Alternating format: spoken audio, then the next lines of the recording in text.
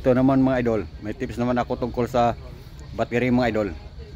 Bumili ka ba ng battery, tapos ilang nilagay mo sa iyong motor, tapos ilang araw lang ay naglulubat na yung motor mga idol. Sa akala mo na yung battery na binili mo ay yun ang may sira, bumili ka uli mga idol. At paglagay mo, ilang araw na pa rin ay lumubat pa rin mga idol.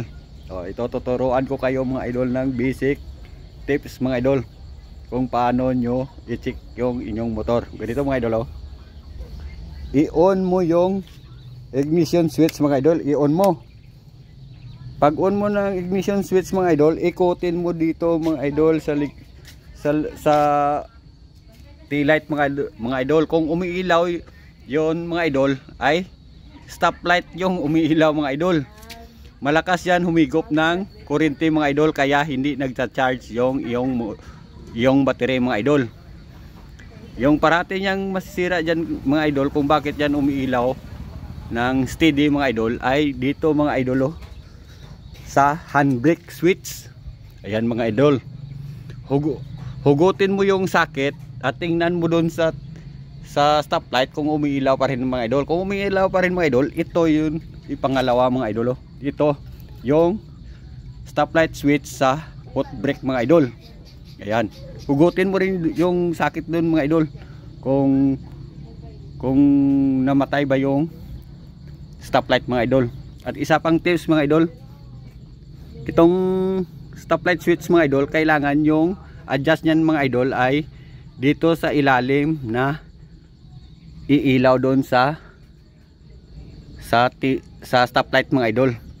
Kasi baka yung adjust nyan ay pagpatong mo pa lang dito sa footrest mga idol ay naka-press na to at saka umiilaw na yung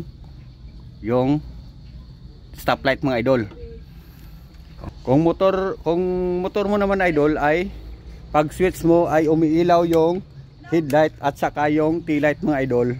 Ganito yung gawin mo para ma-check mo yung kung ano yung umiilaw yan dito mga idol sa stoplight.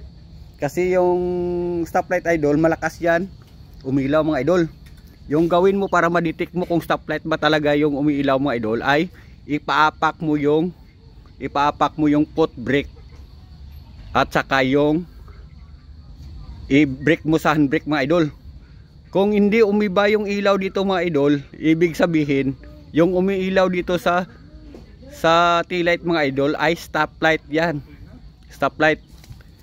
Kasi malakas yan humigop mga idol. Yun ang gawin nyo para ma-detect nyo na kung umiilaw yung motor mo ay umiilaw kapag on mo ang susi. Yan idol ang gawin nyo.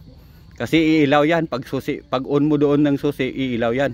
Kaya para ma-detect mo kung ano yung umiilaw dyan, ay paapakan mo yung foot brake at saka pahawakan mo yung handbrake.